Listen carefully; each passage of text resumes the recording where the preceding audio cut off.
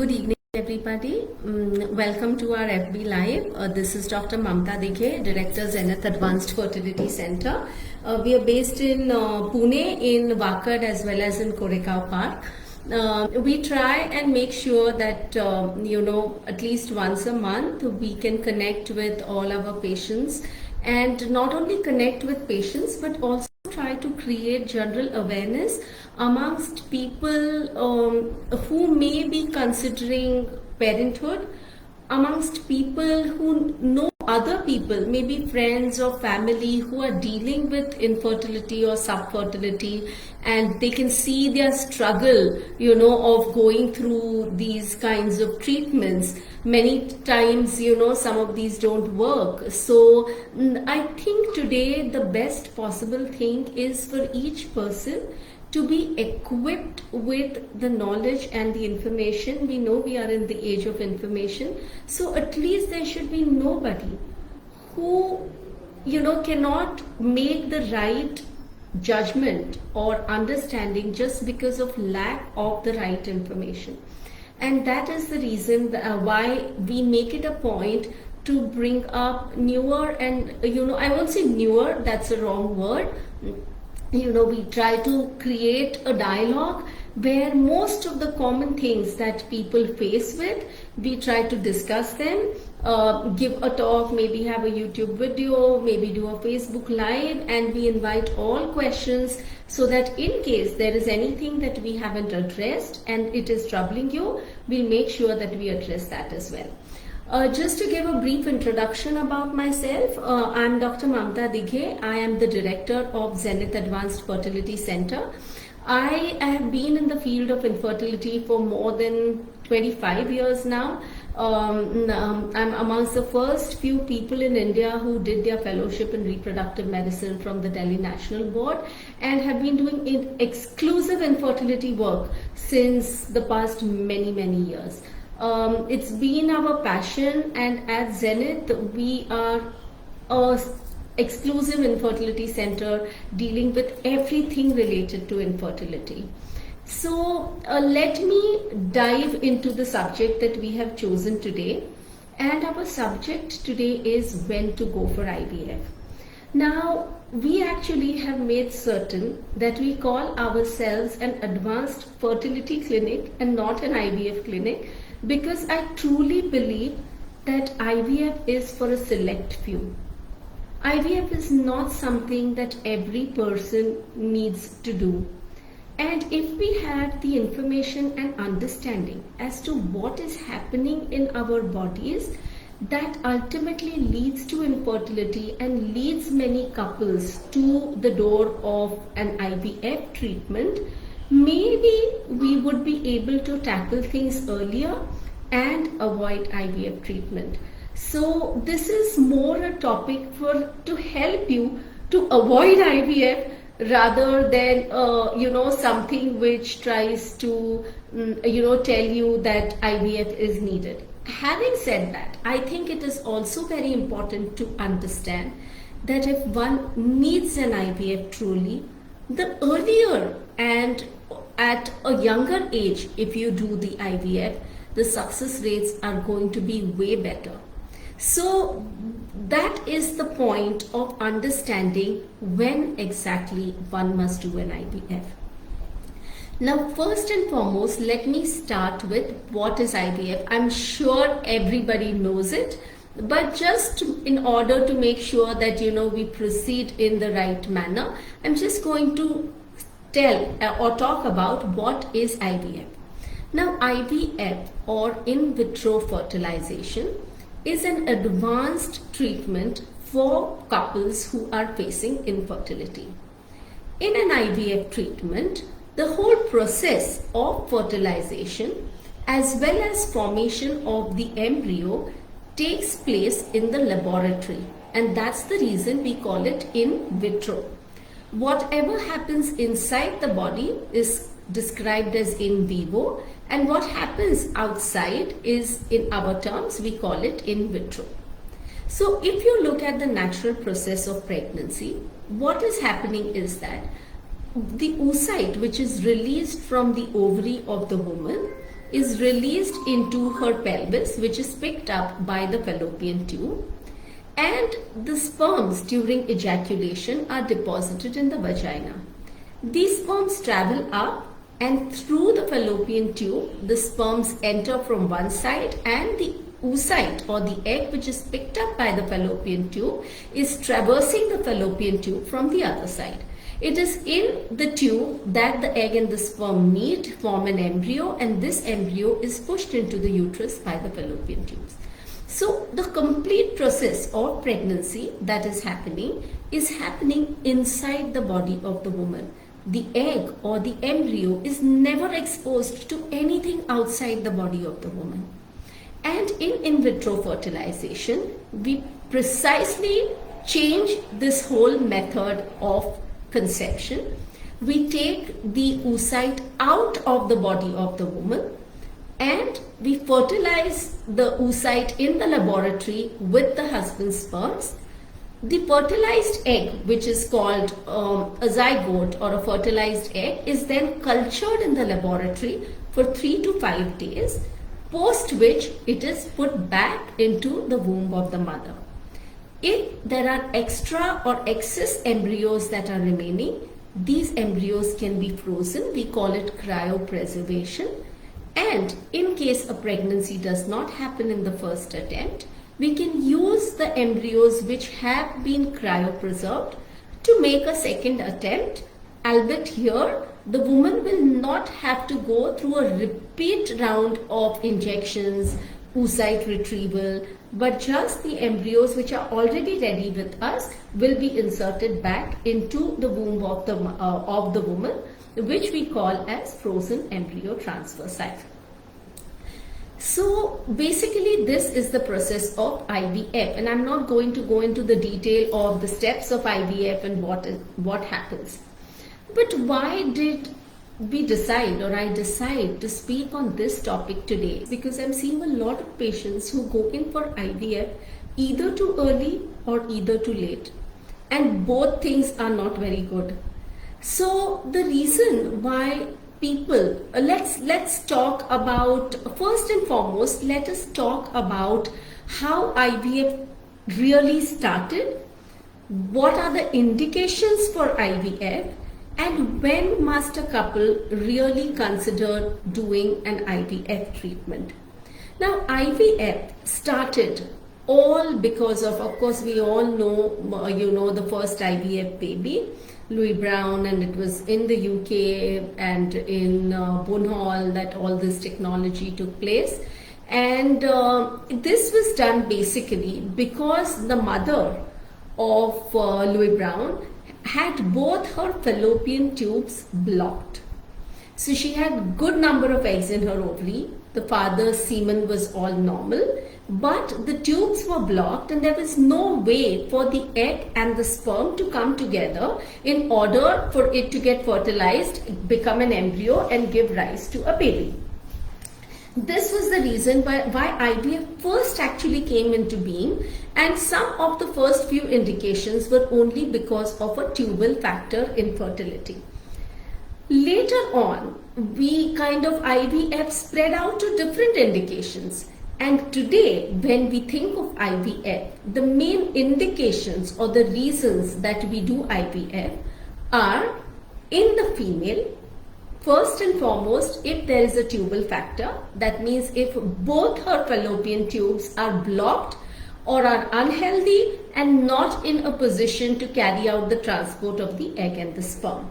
So this is the first reason, and of course both, because even if one fallopian tube is open, conception can take place either naturally or through an IUI process. The second indication is endometriosis. So this is a condition where the inner lining of the uterus actually comes out of the uterus and spills in the pelvis, on the ovaries, on the tubes, and decreases the chances of conception greatly. So the second indication is endometriosis. The third indication, which is very common, especially nowadays, is a low ovarian reserve, wherein the number of eggs in the ovary of the woman have decreased to a large extent, and hence the chances of conception naturally or through IUI are very less. Under such circumstances also, IVF is the preferred method of treatment.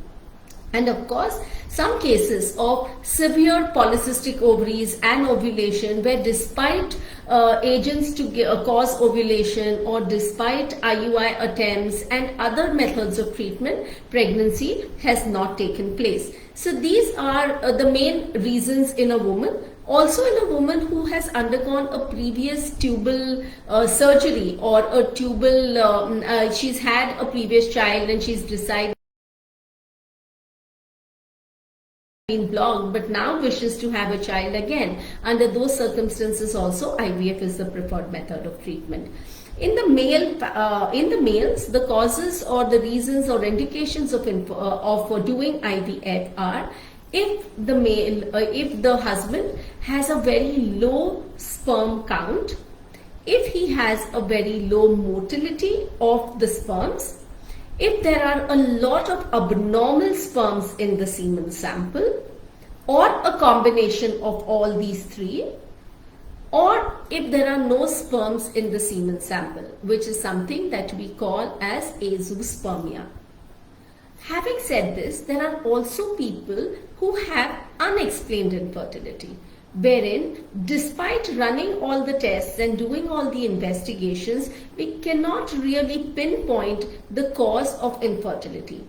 Under such circumstances, it is expected, it is probably thought that there could be a problem at a more cellular level, such as the fertilization process, because during fertilization, the egg of the woman has to be fertilized by the sperm.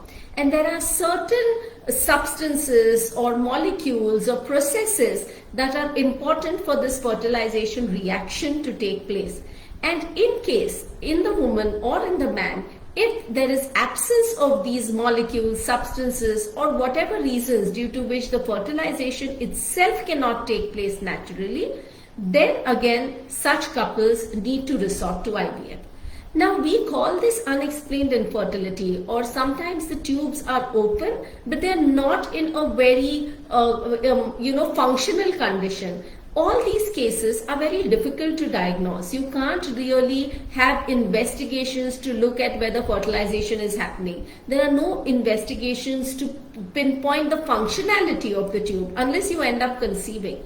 So these and many other cases get categorized as unexplained infertility. And unexplained infertility of a long-standing duration is also an indication for IVF. The next subgroup, let me say, is people who have some genetic problems, wherein there are reasons why an in vitro fertilization and ruling out genetic problems before an embryo transfer becomes indicated.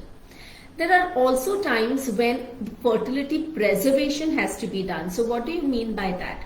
If there is a woman or a man who is, mainly for a woman, because the man can just, preserve his sperm semen sample.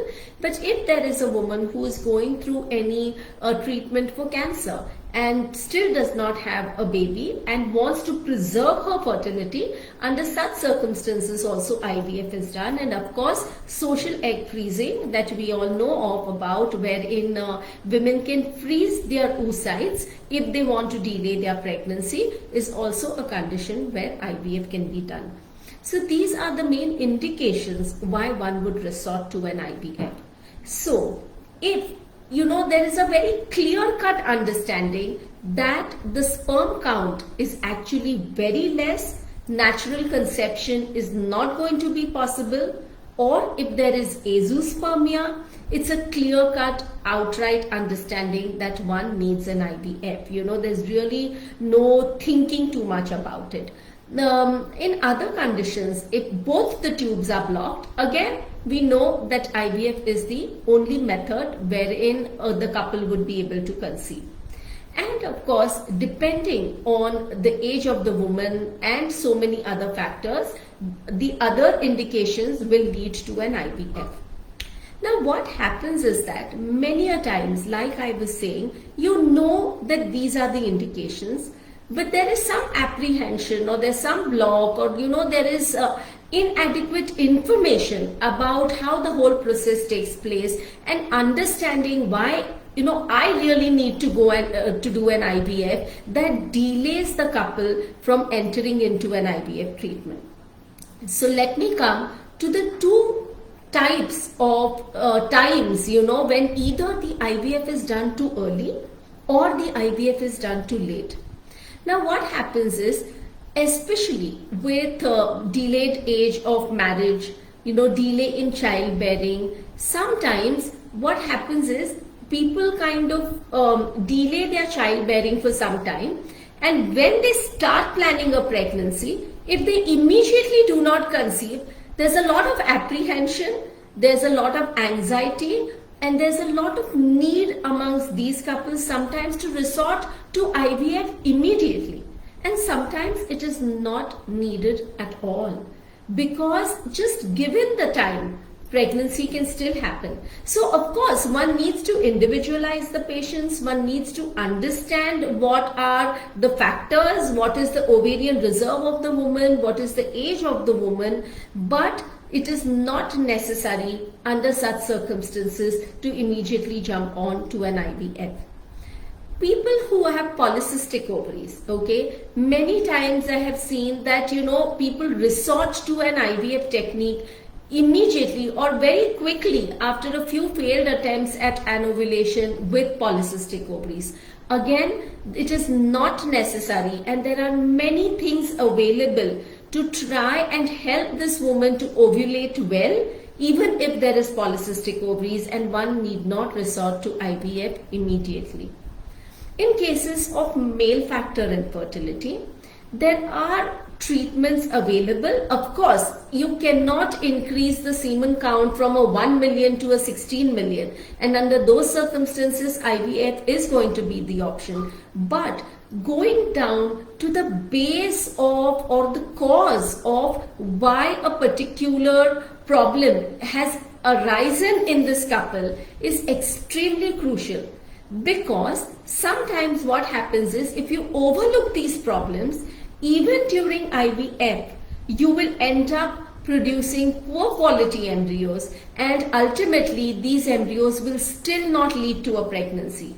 That is why understanding, the type of infertility, the cause of infertility, the reason, understanding, whether the sperms, there is inherently some problem which could lead to poor quality embryos. Similarly with the oocytes, is very important to understand before one jumps onto the IVF bandwagon. So I feel even if you need to go through an IVF, it is first important to understand whether all the basic steps of clearing out the optimization of the oocytes, the optimization of the sperms, the optimization of the implantation process, it is extremely important to understand that. So these are some of the indications where people kind of rush into an IVF much earlier than it is actually needed to be done. At the same time, at the other end of the spectrum, there is sometimes a lot of delay in doing IVF. So because of the apprehension, because of the fact that despite doing an IVF, there is no 100% guarantee of having a baby. Because of these two factors, people kind of are reluctant to enter into an IVF treatment. They feel that, IVF is to be avoided to the extent possible. So in people in whom an IVF is indicated, the earlier you do the IVF process, the better is going to be your outcome. And it is very important to understand this fact. This is because as the age of the woman increases and as the duration of infertility increases, the success rates with treatment keep on falling. Now, to understand this better, one must understand that when we do, most of the times people ask me the question that why does the IVF fail, right? You're taking an egg, you're taking the sperm, You're making an embryo, you're putting it right back into the place where it's supposed to implant.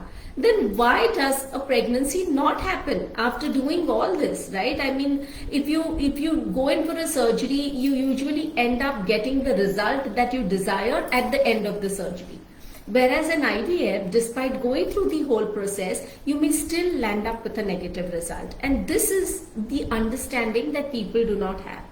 Now, it is important to understand that only about 5 to 10% of fertilized human eggs ultimately end up making a baby. So just because you have eggs and you have sperms and you have XYZ embryo, and that is why creating good quality embryos is so imperative in an IVF cycle.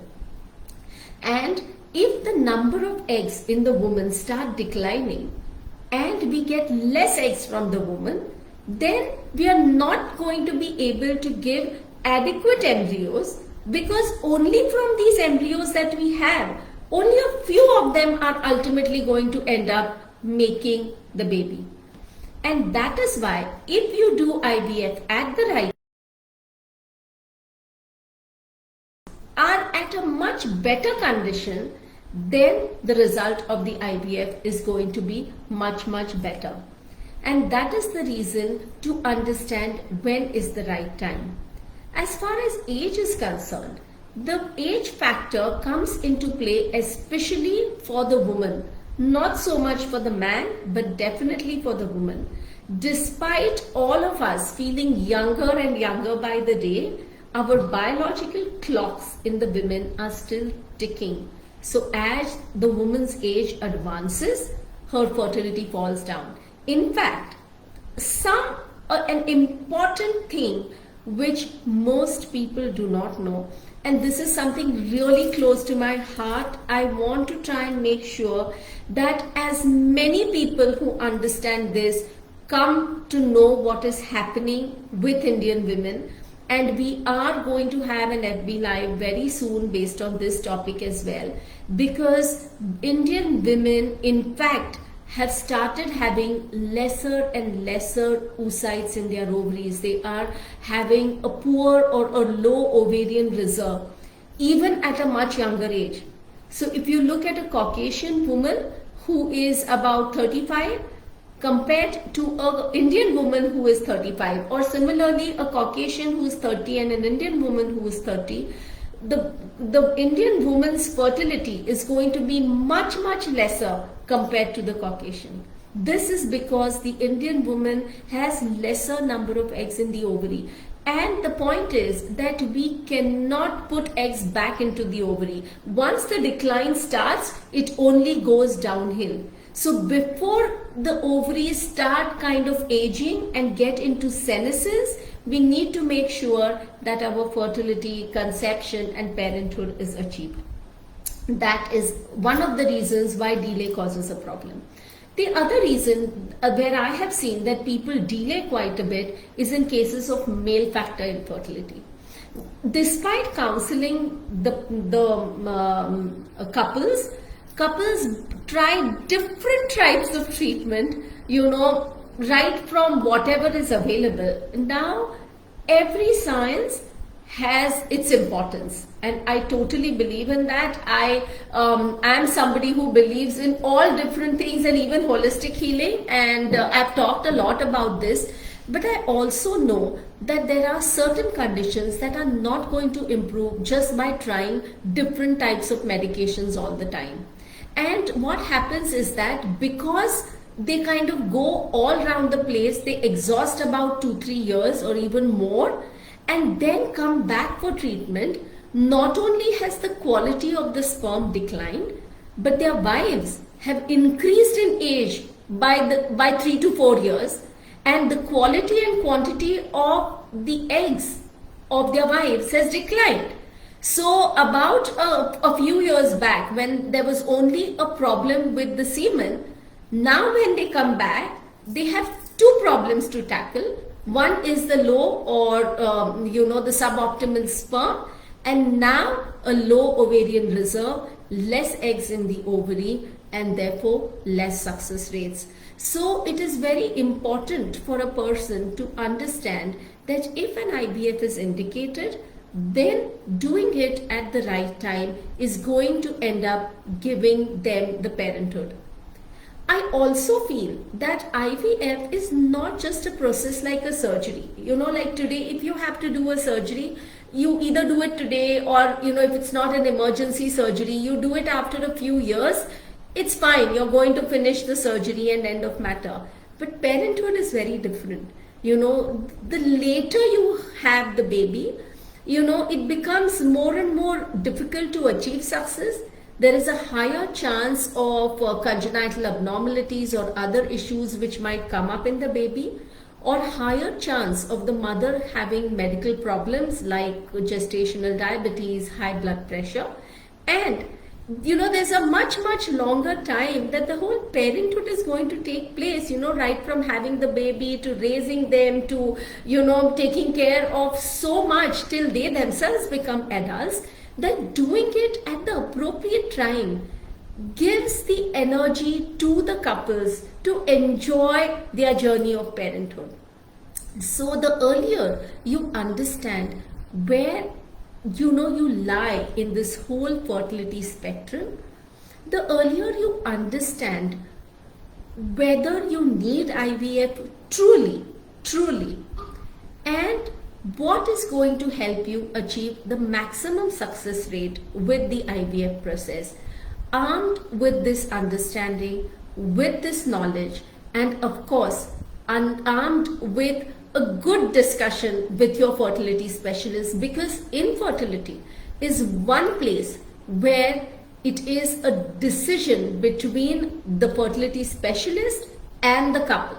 We don't dictate that you do this treatment, because ultimately even an IVF may lead to no success.